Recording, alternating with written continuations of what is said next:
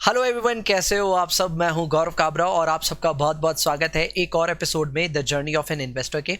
आप सभी जानते हैं कि मैं पेशे से टीचर हूं। कभी ऐसे हफ्ते भी आते हैं जब काम का प्रेशर काफ़ी ज़्यादा होता है, काफ़ी ज़्यादा क्लासेस लेनी होती है और क्लासेस की वजह से कभी तबीयत में भी इश्यूज आते हैं। ये सारे इश्यूज पिछले 2 हफ्तों से होते गए, या तो काम का चाप ज़्यादा था या फिर सेहत का, और उस वजह से आपके 2 एपिसोड्स मिस हो गए। बट डोंट वरी, आज का एपिसोड अगेन एक सही टाइम पे तो नहीं आ पाया, क्योंकि 11 बजे मेरा आमतौर पे टाइम होता है और मैं ये अपलोड कर रहा हूँ शाम को 7 बजे। बट स्टिल मैं ये अश्योर कर सकता हूँ आपको कि आज के इस एपिसोड में आपको ऐसा कुछ मिलने वाला है जिसकी शायद आपने अपेक्षा भी नहीं की थी। एब्सोल्युटली। आज के इस वीडियो में और आज के इस एपिसोड में मैं आपको बताने वाला हूँ कुछ बहुत ही ज़्यादा रहस्यात्मक चीज़ें जो मैंने हाल फिलहाल के रिसर्च में कंक्लूड की थी। आप सबको पता है मैं कुछ हफ्तों में कुछ महीनों में थोड़ी बहुत रिसर्च करता ही रहता हूँ। I like researching about stocks, और इसके लिए मैं हिस्टोरिकल डेटा लेकर के कुछ ना कुछ मन में आए वो सब कैलकुलेशंस करना शुरू करता हूँ।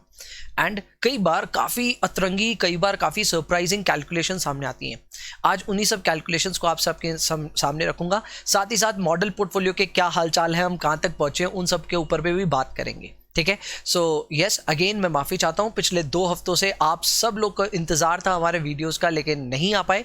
But yes, this is a compensation. और आज कुछ ऐसा अजीज़ चीज़ मैं आपके साथ शेयर करूँगा जो पॉसिबली आप भी जा कर के अपने पॉसिबली पापा या फिर जो भी घर में बड़े हैं उनको ये चीज़ बता सकते हो कि यार ये भी आप काम कर सकते हो। और वो क्या है उसके बारे में बात करेंगे, तभी करेंगे। चलो, सबसे पहले मैं आपको बता दूं, आज हमारा एपिसोड नंबर 17 है। Obviously we have missed episodes, लेकिन एपिसोड वाइज अगर हम काउंटिंग ठीक रखें तो आज 17वां एपिसोड है। आज 14 मार्च की तारीख है और आज के दिन मैं आपको 2 सेगमेंट्स पेश करने वाला हूं। पहले सेगमेंट में मैं आपको बताऊंगा कि मॉडल पोर्टफोलियो का क्या हालचाल है, आपने इसको कहां छोड़ा था, ये कहां तक पहुंच गया है 2 हफ्तों में। सो डेफिनेटली आपने इसको लगभग 6.25 लाख पे छोड़ा था, 6,75,000। हम ये चेक करना चाहेंगे कि ये वहां से कहां तक पहुंचा। उसके बाद में segment number 2, yes this is just out of research. और जस्ट आउट ऑफ रिसर्च में मैं आज आपको बताने वाला हूं ऐसे स्टॉक्स के नाम जो कि लगभग फिक्स डिपॉजिट के बराबर हैं। यस, ये एक ऐसी हमेशा से मन में रहती है, पॉसिबली अपने ना पापा लोग या फिर जो भी बड़े लोग होते हैं जो बहुत कंसर्न होते हैं और उनको लगता है स्टॉक मार्केट में पैसे डूबने ही डूबने हैं, तो उनको हमेशा मन में ये रहता है कि ऐसे कोई स्टॉक्स बताओ जो एफडी के बराबर हो, यानी कि उसमें रिस्क ना के बराबर हो। I have done a lot of research this week और उसके बेसिस पे कुछ नाम मैं आपको बताऊंगा, 3 नाम मैं शेयर होकर आपको बताऊंगा जो कि ऐसे स्टॉक्स हैं जिनमें लॉस खाना ना के बराबर है। Yes, you can not make losses, आमतौर पे वो होने नहीं वाला। अब वो कैसे होगा, क्या होगा, उनके बारे में बात करेंगे। But before that, segment number 1 में आपके मॉडल पोर्टफोलियो का हालचाल फिलहाल आप लोग देख लीजिए। Before we move on into our model portfolio, terms and conditions उनके लिए बता रहा हूँ जो लोग नए नए जुड़ते जाते हैं हर हफ्ते। तो देखिए, हमने अपने मॉडल पोर्टफोलियो की शुरुआत की थी 1 नवंबर से। जी हाँ, 1 नवंबर 2020 से हमने शुरुआत कर दी थी। माना था 5 लाख रुपए हमारे पास में है और उसको हमने धीरे धीरे करके इन्वेस्ट किया था। इसके अलावा 1 जनवरी को हमारे पास 1 लाख रुपए और आ गए थे जिसको भी हमने इन्वेस्ट किया, ये हमने माना। अगेन, यहाँ पे जितनी भी हम इन्वेस्टमेंट की बातें करते हैं वो सब एक मॉडल पोर्टफोलियो तक सीमित है। हालांकि मैं जितने भी स्टॉक्स आपको रेकमेंड करता हूं, देयर इज हाई चांस कि वो मेरे एक्चुअल पोर्टफोलियो में भी आपको मिल जाएंगे। But that does not mean कि मैं आपको एनकरेज कर रहा हूं कि आप इन मॉडल पोर्टफोलियो के तहत अपना खुद का पोर्टफोलियो भी डिज़ाइन करें। इनफैक्ट अगर आप करना भी चाहते हैं तो अपना खुद का डिसीजन मेकिंग इन्वॉल्व करें उसमें, मेरे बोलने पे या कहने पे ना जाएं। ध्यान रखिएगा, मैं एक सेबी रजिस्टर्ड कोई भी एडवाइजर नहीं हूं, एज ऑफ नाउ तो नहीं हूं, और ऐसे में मैं कोई भी शेयर के ऊपर बाय, सेल या होल्ड का रिकमेंडेशन आपको कभी भी नहीं देना चाहता। मैं एक मॉडल पोर्टफोलियो बना रहा हूं, ये एक जर्नी है और इस जर्नी में आप अगर मेरे साथ चलेंगे तो शायद 2 बातें मैं सीख लूंगा आपसे और 2 बातें आप मेरे से सीख लोगे। बस इतना सा हमारा यहाँ पे ऑब्जेक्टिव है। तो आइए देखते हैं हमारा मॉडल पोर्टफोलियो कहाँ पहुंचा। तो सर, हमारा जो मॉडल पोर्टफोलियो आप देख सकते हैं 7 लाख टच हो चुका है। यस, यानी कि पिछले 2 हफ्तों में हमारे मॉडल पोर्टफोलियो ने 25,000 रुपए का इंक्रीमेंट करके दिखाया है। लास्ट 2 हफ्ते पहले हम 6,75,000 पे थे और अभी हम 7 लाख क्रॉस हो चुके हैं। यानी कि फर्स्ट ऑफ ऑल कंग्रेचुलेशंस, हमने बहुत कम समय में 1 लाख रुपए का प्रॉफिट यहाँ पे बना के दिखाया। जाहिर सी बात है ये सारा अनरियलाइज्ड है मोटा मोटा, लेकिन फिर भी it's a good profit to make and I hope आप सभी लोग इस चीज़ से एनकरेज ज़रूर होंगे कि यार ये कुछ तो ऐसा एनकरेजमेंट हुआ, मोटिवेशन हुआ, जिसको देख करके हमें समझ में आएगा कि ओके, स्टॉक मार्केट की जर्नी में पैसे बनाए जा सकते हैं। तो एनकरेजमेंट, करेज, इन सब चीज़ों की हमेशा दरकार होती है। But at the same time humble होना बहुत ज़्यादा ज़रूरी है। आपको इस चीज़ को तो देखो हमेशा मानना होगा कि अभी बाजार ने काफ़ी साथ दिया, खास करके कोविड आउटस्प्रेड हो जाने के बाद, मार्केट गिराने के बाद में मार्केट नॉन स्टॉप तेजी ही देखा है। मैंने पिछले एपिसोड्स में भी ये बात कही थी, आज भी ये कहूँगा कि देखो क्या बोलते हैं वो, अल्लाह मेहरबान तो गधा पहलवान। तो ऐसे में अगर मार्केट तेजी की तरफ चलता ही रहता है, तब तो देखो किसी के लिए भी बनाना पैसा बहुत आसान हो सकता है स्टॉक मार्केट में। खास करके मेरे जैसे लोग तो अभी फिलहाल बना पा रहे हैं, एंड मेरे ख्याल से मैं अकेला नहीं हूँ, ज़्यादातर लोगों ने पैसे बनाए हैं। But what will happen if the overall market is not good, if the overall market is pessimistic. हालांकि मैं लॉन्ग टर्म जो इंडिया का पर्सपेक्टिव है उसके लिए तो बहुत बुलिश हूँ। मुझे ऐसा लगता है India is going to do really well for the coming 10-20 years. 100% India बहुत अच्छी टेरिटरीज में जाने वाला है, एंड ऐसे में जितना पैसा अभी तक स्टॉक मार्केट में बना है उससे कई ज़्यादा और बनेगा, ये मेरी विश्वास है इंडिया की ग्रोथ स्टोरी पे। But at the same time मैं हम्बल हूँ और इस चीज़ को मानता हूँ कि अगर मार्केट कभी साथ ना दे तो जो नंबर्स अभी देखने को मिल रहे हैं शायद वो रिवर्स भी हो जाएंगे, और शायद हम कभी परेशानियों में भी होंगे। तो उस चीज़ के लिए भी हम तैयार हैं। After all it's a journey, ऊपर नीचे सब चालू रहेगा। तो हमेशा कभी भी ग्रांटेड नहीं लेना चाहिए मार्केट को, बिकॉज जिस पॉइंट पे आपने इसको ग्रांटेड लिया उसी पॉइंट पे आप समझ लो आपका विनाश शुरू। एंड इसलिए एकदम भी अहंकार नहीं, लेकिन फिर भी एक्नॉलेज ज़रूर कीजिए कि आपने कहाँ क्या डिसीजन लिए जो आपके लिए सही बैठे। अगर मैं अपने इन्वेस्टमेंट डिसीजंस की बात करूं तो जीएमएम फॉडलर हमारा एक बहुत ही ज़्यादा एम्बिशियस कॉल था। मैंने उस समय जीएमएम फॉडलर पे दाव लगाया था जब वो ओएफएस के न्यूज़ की वजह से, ओएफएस के इवेंट की वजह से बहुत बुरी तरह पट गया था। लेकिन मैंने कहा था कि 3500 इस शेयर के लिए एक फ्लोर प्राइस है एक तरह का, और फ्लोर प्राइस पे अगर हम इसको खरीदते हैं, जो कि हमने 3600 में इन्वेस्टमेंट की थी, तो वहाँ पे हमको बेनिफिट मिलेगा। अभी बेनिफिट हमें लगभग 19-20% का हो रहा है, और अभी मुझे लगता है ग्रोथ स्टोरी शुरू है। जीएमएम फॉडलर turned out to be a very good investment, और अभी 19-20% कुछ हम लोग इस पर कमा रहे हैं। Next comes Deepak Nitrite. We have to celebrate this event. Deepak Nitrite हमारे पोर्टफोलियो का, मॉडल पोर्टफोलियो का पहला 2 बैगर है, जिसे हम कहते हैं 2x हो गया, यानी हमने जितने रुपए डाले वो डबल हो गए। ये एक मेरे ख्याल से मोमेंट ऑफ सेलिब्रेशन ज़रूर है कि कम से कम हमने ये 3-4 महीनों के अंदर अंदर ये मुकाम तक हम पहुंचे, जहां हमने 1 नवंबर को स्टार्ट की ये जर्नी। और उस समय तो दीपक नाइट्राइट हमने लिया भी नहीं था, बट जब भी हमने लिया दीपक नाइट्राइट को डबल होते देखा है। 120% प्रॉफिट पे हम बैठे हैं। I think this is a reason to celebrate. जरूर से सेलिब्रेट कीजिए अपनी सक्सेस को और मॉडल पोर्टफोलियो की सक्सेस को। इसके अलावा रिलायंस, भाई मैं इसके बारे में क्या बोलूं, मैंने बहुत पहले से बोला था कि रिलायंस चलेगा चलेगा चलेगा चलेगा, फाइनली चल गया। हालांकि मेरे को ऐसा भी लगता है कि रिलायंस हमने 2000 के भाव पे अर्ली एंट्री की थी, जिसकी वजह से ओवरऑल प्रॉफिट हमें सिर्फ अभी 7% हो रहा है। मुझे अपने एक्चुअल पोर्टफोलियो में अभी रिलायंस पे 12-13% का प्रॉफिट हो रहा है on the last entry I made. इसका मतलब रिलायंस में हम लोगों ने जो एंट्री ली थी वो 2000 पे थोड़ा जल्दी ले लिए थे, वो 1800 के लेवल पे लेते शायद और प्रॉफिट होता, बट नॉनदलेस इतना सोचना ऐसे होगा नहीं। रिलायंस पे फिलहाल हम 7% कमा रहे हैं, एंड मुझे लगता है रिलायंस यहाँ और तेज रह सकता है। We are going to make money. Coforge brilliant investment, 24% उसमें कमा रहे हैं। विनती ऑर्गेनिक्स 25% इस पे कमा रहे हैं, वेरी गुड। अतुल एक ज़बरदस्त शेयर है, इस पे 14% हम लोग कमा रहे हैं, एंड अतुल आई थिंक एक बहुत ही तगड़ा शेयर है, इसको लेकर के बस बैठिए, बहुत कमाएंगे आप। ब्रिटानिया ऊपर नीचे चल रहा है, ठीक ठाक है, 1% हम कमा रहे हैं। जेबी केमिकल्स 32%, एक्सीलेंट, बहुत अच्छी कमाई है 32%, और खास करके 1 साल भी नहीं हुआ है, 1 साल छोड़िए सर, 6 महीने नहीं हुए हमें। Now Aarti drugs, I am a little concern about this, and in fact जब मैंने आरती ड्रग्स पे अपना कॉल भी लिया था तो मैंने कहा था कि मैं थोड़ा एम्बिशियस होकर के आरती ड्रग्स पे ये बेट कर रहा हूँ, बट देन लेट्स सी वो कहाँ जाता है। अभी तो हम 1% प्रॉफिट पे बैठे हैं, थोड़ा सा ऐसे आरती ड्रग्स को लेकर के इशूज़ तो है, but at the same time Aarti drugs में काफ़ी पॉजिटिव डेवलपमेंट है।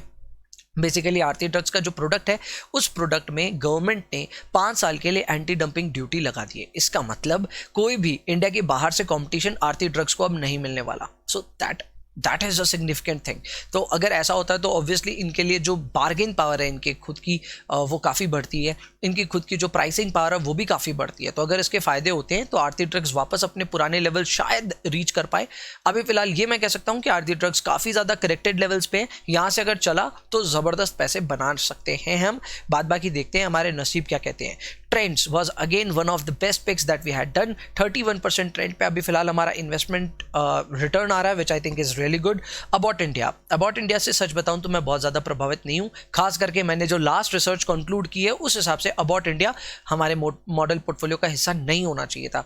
अब ये डिसीजन का जो मैं कह सकता हूँ एक गलती हमने रिकॉग्नाइज की है, वो काफ़ी लेट की है, क्योंकि ऑलरेडी हमने अबाउट में इन्वेस्टमेंट कर रखी है। हाँ, ये बात मैं मानता हूँ कि अभी लॉस नहीं है, बट हमें ये भी समझना होगा कि मतलब अभी अगर मैं बोलूं कि इसको हटा देते हैं, it does not make any sense, क्योंकि ट्रांजैक्शन कॉस्ट वगैरह भी लगते हैं, उनको भी कंसिडर करते हुए मैं अब भी अबॉट में कोई डिसीजन नहीं ले रहा।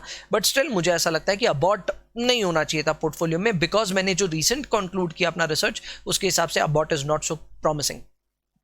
Then comes AstraZeneca Pharma, 100% not promising, not at all promising. AstraZeneca Pharma भी मेरी जो रिसर्च है उसके बाद मुझे ऐसा लगता है कि it's a very bad play to take. तो इस हिसाब से भी AstraZeneca Pharma भी मैं कर रहा हूँ अभी अपने दोनों के दोनों क्या कहते हैं नेगेटिव लिस्ट में डाल रहा हूँ। एंड अभी इस पे बेचने की राय तो नहीं है, इनफैक्ट इस पे आप लोगों से ही मैं राय मशवरा कर लेता हूँ। अगर आपको लगता है कि इन दोनों स्टॉक्स को अगर आप, क्योंकि मैं अपनी रिसर्च की बैकिंग कर सकता हूँ, मैं आपको ये कह सकता हूँ कि रिसर्च के हिसाब से इन दोनों स्टॉक्स में दम एकदम नहीं नजर आ रहा है। इनफैक्ट ये दोनों थोड़े डेंजरस शेयर्स भी हैं, तो ये लॉन्ग टर्म के लिए शायद अच्छे नहीं है। तो अगर आपको उचित लगता है, if you want to book losses, हम लॉस बुक कर सकते हैं यहाँ पे। एंड इनफैक्ट मार्च का ज़माना है, मार्च का सीजन है, लॉस बुक करने से हम लोग को अपने कैपिटल गेन्स में भी फायदा होगा। याद रखिए हमने अभी तक हनीवेल ऑटोमेशन का प्रॉफिट बुक किया है। कहीं ना कहीं टैक्स मैनेजमेंट सोचना तो पड़ता ही है, तो टैक्स मैनेजमेंट के लिए अगर हम यहाँ लॉस बुक करते हैं तो थोड़ा STCG कम होगा, टैक्स कम लगेगा, वो सब भी फायदे हमें मिलेंगे।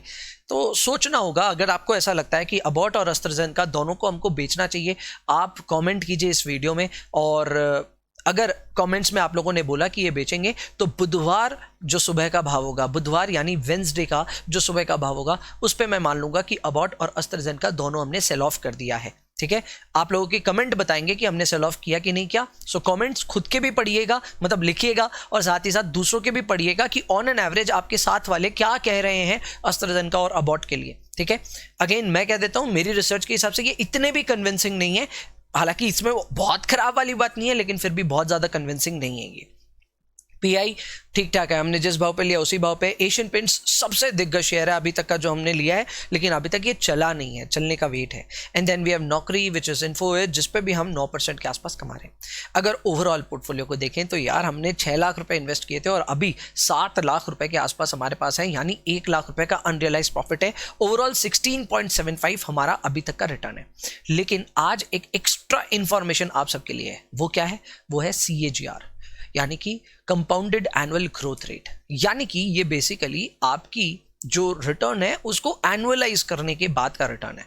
जैसे हमने जो 16.75% कमाए, यानी 17.5% जो अभी तक कमाए हैं, ये कमाई मात्र 4 महीने की है। करेक्ट, 4 नहीं 5 महीने की है। लेकिन अगर इसी को हम एनुअलाइज करें डेट्स पे ध्यान देते हुए, तो फिर इस पे आप XIRR कैलकुलेट कर सकते हैं, which is approximately a good approximation of CAGR। तो उसके हिसाब से अभी हमारी जो एनुअलाइज्ड अर्निंग्स आ रही है, कैपेबिलिटी आ रही है, वो आ रही है 58.26%, जो आप डिसाइड कीजिए कि अच्छी है कि नहीं है। ये अब से CAGR की इंफॉर्मेशन भी मैं डालता रहूँगा time to time, so that आपको पता चले कि ऑन एन एनुअल बेसिस हम कितना यहाँ पे कमाई कर पा रहे हैं, कितना नहीं कर पा रहे हैं। क्लियर है? तो ये है अपना मॉडल पोर्टफोलियो का पूरा हालचाल। मैंने आज पूरे डिटेल में सारी बातें आपको बता दी कि मॉडल पोर्टफोलियो में क्या चल रहा है। अब मैं आपको बात बताता हूँ about the newest research that I have just concluded. मैं डेटा एनालिटिक्स काफ़ी ज़्यादा करता हूँ और उसके बेसिस पे कुछ फाइंडिंग्स आई हैं। But before I show you my research, अच्छा आज मैंने आपके लिए कोई क्वेश्चन भी नहीं डाला, बट ठीक है कोई बात नहीं। Before I show you my research conclusions, पहले मैं आपको बता दूं मैं रिसर्च कर कैसे रहा हूँ। देखो, रिसर्च करने के लिए बहुत आसान सी बात है। कभी भी आपको स्टॉक रिसर्च करनी है, कभी भी हिचकिचाइएगा नहीं स्टॉक के हिस्टोरिकल डेटा से रिसर्च करने पे। अब आप कहेंगे कि sir what is gone is the history, क्या आने वाला है वो तो आप उसे प्रेडिक्ट कर ही नहीं सकते। कई लोगों को ऐसा लगता है, ठीक है, तो उन लोगों के लिए काफ़ी, और मैं आमतौर पे जो मेरी टीचिंग की स्टाइल है वो भी काफ़ी प्रैक्टिकल है। मैं एग्जांपल्स दे दे के पढ़ाता हूँ और आपको मैं एक छोटा सा एग्जांपल दूंगा और उस एग्जांपल के बेसिस पे आप बताना कि क्यों हिस्टोरिकल एनालिसिस नहीं करनी चाहिए when it comes to predicting the stock market. Correct, मैं एक छोटा सा एग्जांपल देता हूं, खास करके उनके लिए जो क्रिकेट बहुत पसंद करते हैं। ठीक है, अगर मैं आपके सामने 2 क्रिकेटर्स का यहाँ पे नाम लूं, ठीक है, एक है विराट कोहली, ठीक है, करंट फॉर्म को छोड़ दीजिए, हिस्टोरिकल पूरा रिकॉर्ड देखिएगा उसका। विराट कोहली पहला नाम, और दूसरा नाम है सपोजिटली चलिए दिनेश कार्तिक। ठीक है, एक है विराट कोहली और एक है दिनेश कार्तिक। अगर आपको किसी मैच में बेटिंग करनी है और आपको प्रेडिक्ट करना है, या फिर मैं कह सकता हूं बेट करना है कि इन दोनों खिलाड़ियों में कौन सेंचुरी मारेगा, यस आपकी प्रेडिक्शन होनी चाहिए कि इन दोनों खिलाड़ियों में कौन सेंचुरी मारेगा, उस पर आपको बेट करना है। आप खुद सोच करके बताओ कि आप किस पे बेट करोगे, विराट कोहली पे कि दिनेश कार्तिक पे। अगर आप दिनेश कार्तिक पे बेट कर रहे हो तो आप मेरे हिसाब से एकदम भी इवैल्यूएशन नहीं कर रहे हो, आप बस क्या बोलते हैं धारा से विपरीत होने के लिए आप दिनेश कार्तिक का नाम ले रहे हो। बट मेरे को जितना समझ में आता है ज़्यादातर लोग अगर बेट करना ही चाहेंगे तो विराट पे करेंगे। और विराट पे बेट करने का सबसे बड़ा कारण ये है कि विराट का पास्ट रिकॉर्ड बहुत अच्छा रहा है, उसने बहुत सारी सेंचुरीज मारी है। सो ज़्यादा पॉसिबिलिटी यही है कि वही बेहतर करेगा, वही सेंचुरी मार पाएगा। हालांकि ये ज़रूरी नहीं है कि हो, करेक्ट हो सकता है विराट कम पे आउट हो जाए और दिनेश कार्तिक एक्चुअल में सेंचुरी मार दे। तो देखो होने को सब कुछ हो सकता है, बट जब आप बेट करते हो उस समय आप किस चीज़ को एनालाइज करते हो, हिस्ट्री को या कुछ भी जो हो सकता है उसको अटकले लगाते हो उस पर। आप खुद सोचो, आपको सच्ची में पैसे लगाने होंगे ना, तब आप दिनेश कार्तिक पे कॉल नहीं लोगे, आप कॉल लोगे विराट कोहली पे, और ये सबके साथ होगा। आप सोचिए, इस पे विचार कीजिए और वहाँ पे ये चीज़ को एक्नॉलेज ज़रूर कीजिएगा कि आपने जो बैटिंग की वो हिस्टोरिकल पास्ट रिकॉर्ड को देखते हुए की। तो मेरा भी यही कहना है कि अगर आपको कोई स्टॉक खरीदना है या बेचना है या जो भी करना है, तो आप उसकी एनालिसिस हिस्टोरिकल डेटा से क्यों नहीं करना चाहेंगे? क्यों आप अपने बीच में एक दीवार खड़ा करना चाहते हैं कि नहीं, I want to predict future, there is nothing in the past? Why? आप हिस्ट्री की एनालिसिस कीजिए, हिस्टोरिकल डेटा की एनालिसिस कीजिए और उसके बेसिस पे डिसाइड कीजिए या फिर कम से कम ट्राई कीजिए प्रेडिक्ट करने का कि फ्यूचर क्या हो सकता है। क्लियर है? तो मैं यही काम करता हूं, मैं हिस्टोरिकल डेटा लेता हूं और हिस्टोरिकल डेटा में पैटर्न्स ढूंढता हूं, हिस्टोरिकल डेटा में कई तरह की अपनी हाइपोथेसिस रन करता हूं और ट्राई करता हूं कि कुछ कॉन्क्रीट आपके सामने लेकर के आऊं। जैसे आज थोड़ा सा ट्राई कर रहा हूं मैं, एक क्या कह सकते हैं थोड़ा एम्बिशियस एक रिसर्च कंक्लूजन आपके सामने रख रहा हूं। Again I may be proved wrong, but फिर भी चांस काफ़ी ज़्यादा हाई है कि आज जो मैं आपको बात बताऊंगा वो आपको सरप्राइज करेगी।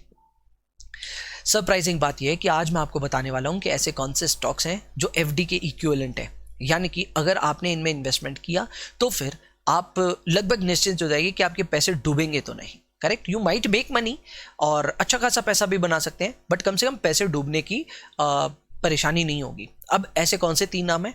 तीन नाम है लगभग मिलते जुलते इंडस्ट्री से ही हैं, एशियन पेंट्स, पिडिलाइट और बर्जर पेंट। तीनों मिलते जुलते स्टॉक्स है मैं मानता हूं, लेकिन तीनों में जो chance of hitting a loss है that is very very negligible. अब इसका मतलब क्या है? इसका मतलब यह है कि अगर आपने हिस्टोरिकली, अगर आप भी ये चेक करना चाहते हो तो कैसे चेक करें?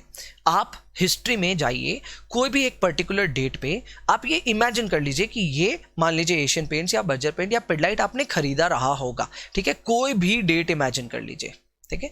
उसके बाद उसके ठीक एक साल बाद उस शेयर का प्राइस चेक कीजिएगा। फॉर एग्जांपल, अगर आपने सोचा कि आपने 12 अक्टूबर 2015 को ये शेयर खरीदा होगा, मान लेते हैं ये आपने सोचा, तो आपको अगेन 12 अक्टूबर 2016 को उसका प्राइस चेक करना चाहिए।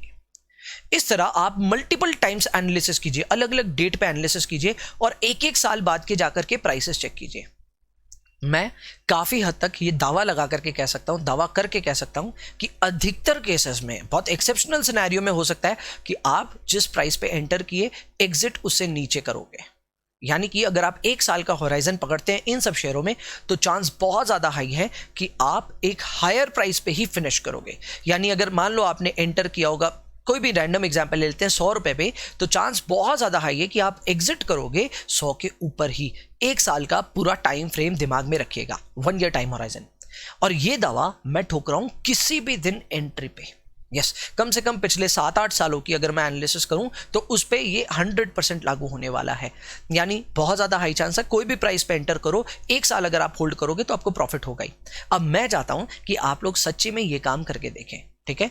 इमेजिन करें कि आपने कोई भी पर्टिकुलर डेट पे इन तीनों में से कोई भी शेयर को लिया होता इन द पास्ट और एक साल उसे होल्ड करते, तो क्या आपको वहां पे रिटर्न्स आते? क्या इनफैक्ट आपकी जो ऑब्जर्वेशन है 5-5 डेट पे अपना कैलकुलेशन करिएगा, ठीक है? और आपकी जो भी ऑब्जर्वेशन है वो जरूर कमेंट बॉक्स में लिखिएगा, ठीक है? अगर मुझे लगेगा कि नहीं मेरी रिसर्च में कुछ अभी गलतियां हैं, कुछ और चीजें मुझे सुधारनी, क्योंकि जो मैंने आपको बोला है वो फ्रेश आउट ऑफ रिसर्च है, यानी मैंने अभी इसे रिफाइन नहीं किया, अभी मैंने इस पर और वर्किंग नहीं की है, बट अभी की अभी जो कंप्लीट कर पाया रिसर्च वो आपके साथ शेयर कर रहा हूं कि इन तीनों शेयर में कमाल बात यह है कि आप कोई भी डेट इमेजिन कर लीजिए, उस डेट से अगर आपने एक साल से होल्ड किया होगा, हाई चांस है कि आपका यहां पे लॉस नहीं होगा। करेक्ट? और अगर हिस्टोरिकली ऐसा नहीं हुआ है तो हम फ्यूचर में ये मान सकते हैं कि फ्यूचर में भी ये नहीं होगा। Again based out on the same theory कि हिस्ट्री के बेसिस पे अगर आप बेट करते हो फ्यूचर में तो देयर इज नथिंग रॉन्ग। ये मेरा मानना है, जरूरी नहीं है आपका मानना हो।